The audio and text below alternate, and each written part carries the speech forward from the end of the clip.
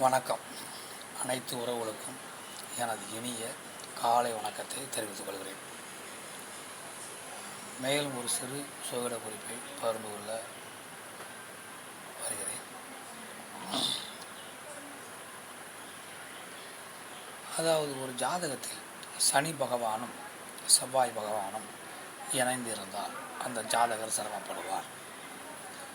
அது மோசமான சாதகம். அவர் வாழ்க்கையில் முன்னேற முடியாது.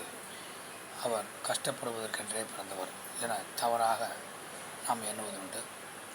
சோதனை குறிப்பிலேயும் சனி பகவான் சேர்க்கை ஒரு கடினமானது, கஷ்டத்தை கொடுக்கும் என நாம் படித்திருக்கிறோம். ஆனால் அதில் விதி விலக்குகள் என்று ஏராளம் இருக்கின்றன. அதாவது சனி செவ்வாய் சேர்க்கையை லக்கணத்துக்கு எந்த வீட்டில் வேண்டுமானாலும் இருக்கட்டும், அதை பற்றி தவறில்லை. அந்த சனி செவ்வாய் சேர்க்கையை குரு பகவான் பார்த்து விட்டால் அந்த சேர்க்கையினுடைய கெடு பலன்கள் அந்த ஜாதகருக்கு இருக்காது. மேலும் சனி பகவான் செவ்வாய் பகவான் சேர்க்கையாக இருக்கக்கூடிய அந்த வீட்டில் சனி பகவானோ அல்லது செவ்வாய் பகவானோ ஆட்சியில் இருந்தாலும் சரி, உச்சத்தில் இருந்தாலும் சரி, இப்படி இருவரில் ஒருவர் ஆட்சி உச்சத்தில் இருந்தால் அந்த ஜாதகருக்கு கெடுபலன்கள் என்பது இருக்காது.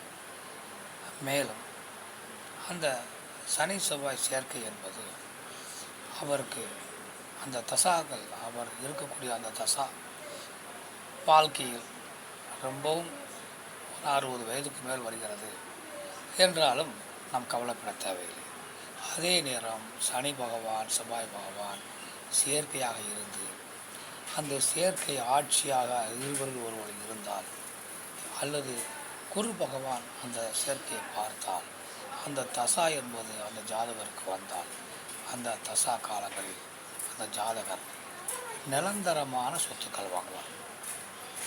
அந்த சொத்துக்கள் 3 தலைமுறை 4 தலைமுறைக்கு தாக்கு பிடிக்கக்கூடிய அளவிற்கு நிரந்தரமான சொத்துக்களாக இருக்கும்.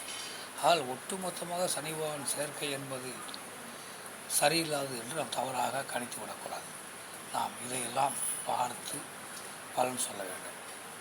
இவ்வாறு உங்கள் ஜாதகத்தில் இருக்கிறதா என்று பார்த்து கொள்ளுங்கள். நாம் மற்றவற்றை அடுத்த வீடியோ காண்போம்.